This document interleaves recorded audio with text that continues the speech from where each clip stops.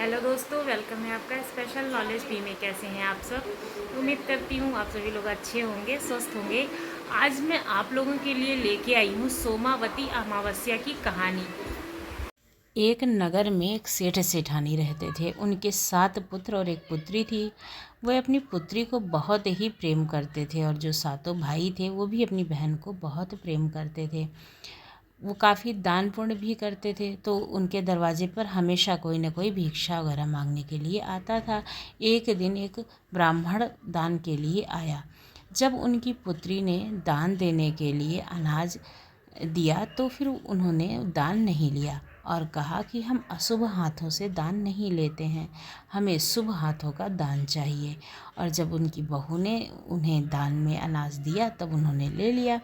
तो इतना सुन करके सेठानी जी दौड़ी दौड़ी वहाँ पर आती हैं और कहती हैं कि महाराज जी, आपने ऐसा क्यों कहा कि आप अशुभ हाथों से दान नहीं लेते हैं और हमारी पुत्री का निरादर कर करके आपने उससे दान नहीं लिया। तो फिर उन्होंने कहा कि जो तुम्हारी पुत्री है उसके भाग्य में सुहाग जो है नहीं है। वो विवाह तो उसका शीघ्र होगा, लेकिन वो बहुत ही जल्दी विधवा हो जाएगी। इससे सेठ और सेठानी दोनों बहुत ज़्यादा दुखी हो गए और उन जो महाराज जी थे उनसे पूछने लगे कि आखिर इसका कुछ तो विधान होगा जिससे हमारी जो पुत्री है उसका जो सुहाग है वो अटल किया जाए। तब उन्होंने बताया कि यहाँ से कुछ दूर पे एक धोबिन है जिसका नाम है सोना धोबिन। अगर तुम्हारी पुत्री उससे सुहाग ले अपने विवाह में तो अवश्य ही तुम्हारी जो पुत्री है वो सुहागवती होगी, क्योंकि वो सोमावती अमावस्या का व्रत रखती है और बहुत ही निस्वार्थ भाव से भगवान शंकर की, माता पार्वती की पूजा करती है और पीपल की फेरी लेती है। तो अगर वो तुम्हारी लड़की को सुहाग देगी तो अपने के प्रभाव को तुम्हारी लड़की को दे देगी, तो तुम्हारी लड़की अवश्य ही सुहागन रहेगी। तो ये सुन करके वो लोग बहुत ही खुशी हुए और उन्होंने सोचा कि इस उपाय को ज़रूर किया जाएगा। अब महाराज जी से उसका पता पूछने लगे। महाराज जी ने बताया और सेठानी ने उसको प्रसन्न करने के बारे में सोचा और सेठानी वहाँ पर जाने के लिए तैयार हो गई जहाँ पर सोमा धोबिन रहती थी। अब सेठानी घर से निकल गई नंगे पैर। चलते चलते बड़ी देर हो गई थी करके वो एक पेड़ के नीचे रुक गई। इतने में जो है गरुड़ देवता वहाँ पर आए और वहाँ पर काफ़ी खून देख करके वो बहुत ही दुखी हो गए और उस जो सेठानी थी उससे कहने लगे कि तुमने हमारे जो बच्चे हैं उनको मारा है, इसी वजह से यहाँ पर इतना खून है। तो सेठानी ने कहा नहीं, यहाँ पर एक सर्प आया था जो इन छोटे छोटे मासूम बच्चों को खाना चाहता था। मैंने उस सर्प को ईंटा फेंक करके मारा, जिससे उसका फन जो है कुचल गया और वो मर गया और ये जो बच्चे हैं वो बच गए। इससे गरुड़ देवता अत्यंत प्रसन्न हुए और बोले कि तुम क्या चाहती हो और कहाँ जा रही हो। तब सेठानी ने बताया कि हमारी एक ही पुत्री है और उसको बहुत ही लाड प्यार से हमने पाला है और एक महाराज जी आए थे, वो कह रहे थे कि तुम्हारी पुत्री का सुहाग नहीं है। तो हमने जब उपाय पूछा तो उन्होंने सोमा धोबिन के बारे में बताया है जो यहाँ से बहुत दूर रहती हैं और हमें उनके घर ही जाना है उनको प्रसन्न करने के लिए। तब गरुड़ देवता तो सेठानी पर प्रसन्न थे, तो उन्होंने सेठानी से कहा कि आप हमारी पीठ पर बैठ जाओ और हम तुम्हें वहाँ पर पहुँचा देंगे। अब सेठानी उनके घर पहुँच तो गई। अब सामने से उनको क्या कहे कि हमारे घर चल के हमारी पुत्री को सुहाग दो, उसको समझ नहीं आ रहा था कि वो कैसे उनको प्रसन्न करे। तब उसने देखा कि उन जो सोमा धोबिन थी उसकी भी 2 बहुएं थीं और वो दोनों आपस में बहुत ही लड़ाई झगड़ा किया करती थीं काम के लिए। तो फिर सेठानी ने सोचा कि क्यों ना हम इसका काम कर दिया करें, जिससे इनकी दोनों बहुओं में झगड़ा नहीं होगा और इनके परिवार में एकता होगी, तो अवश्य ही ये मुझसे प्रसन्न हो जाएगी। ये सोच करके सेठानी रात को उसके घर का सारा काम कर देती थी। जिसके घर में तमाम नौकर चाकर थे, एक आदत से उसके घर के काम को पूरा करने वाले, वो जो है सोमा धूमिन के घर में चाकरी करने लगी। रात को आकर के सारा काम कर जाती। अब बहुओं में झगड़ा बिल्कुल भी होता ही नहीं। तब एक दिन सोमा धोबिन ने सोचा कि आखिर बहुएं जो है काम के लिए झगड़ा क्यों नहीं करती हैं और बड़े ही सवेरे सारा काम हो जाता है।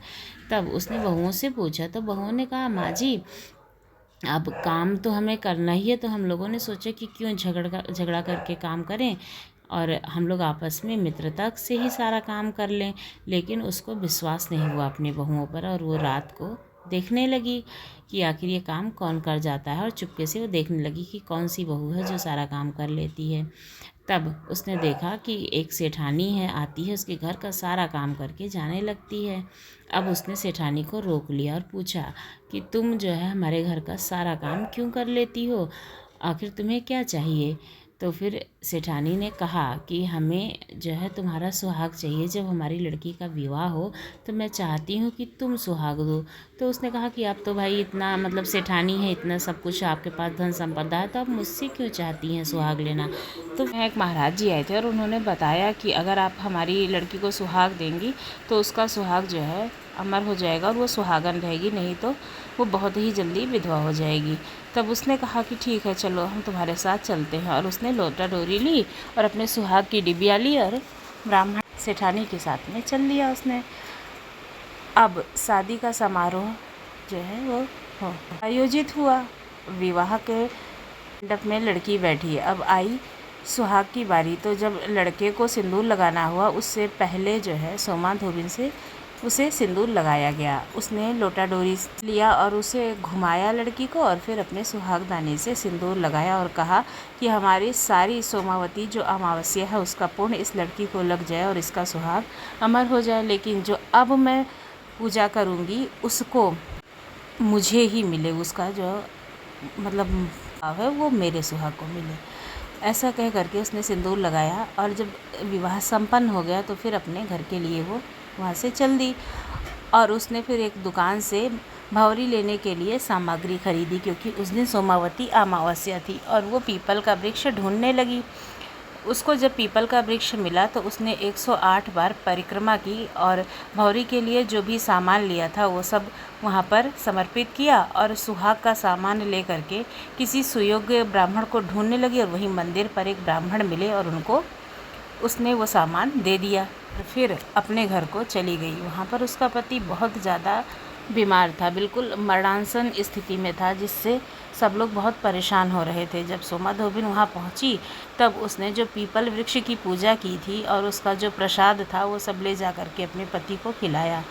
जब पति को खिलाया और कहा कि मैंने कहा था कि जो हमारा पुराना मतलब सोमावती अमावस्या का पुण्य प्रताप है वो उस लड़की को मिल जाए, लेकिन जो इस बार मैंने पूजा की है उसका प्रताप हमारे पति को मिले। और फिर उसका पति धीरे धीरे करके स्वस्थ हो गया। इस तरह से सोमावती अमावस्या के पूर्ण प्रताप से उसने अपने पति को जीवित कर लिया। तभी से सभी महिलाएं सोमावती अमावस्या की पूजा करती हैं, पीपल वृक्ष की 108 बार भंवरी देती हैं और सुहाग की सामग्री मंदिर में दान करती हैं, जिससे ये पति की आयु लंबी हो सके। तब से ये परंपरा भी चली आ रही है कि हमारे यहाँ जब सुहाग देना होता है तो धोबिन पहले सुहाग देती है। आपको ये जानकारी और कहानी कैसी लगी ज़रूर बताइए। यदि अच्छी लगी तो हमारे चैनल को सब्सक्राइब करना ना भूलिए। धन्यवाद।